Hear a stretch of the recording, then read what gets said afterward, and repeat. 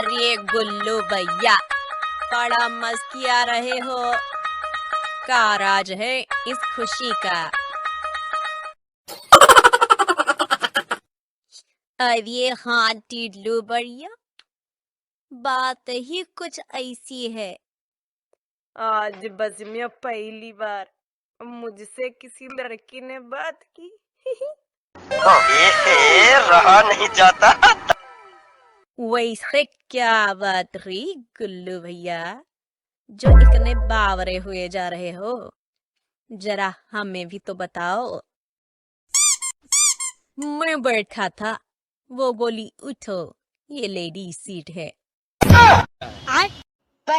कौन है ये लोग? कहाँ से आते हैं?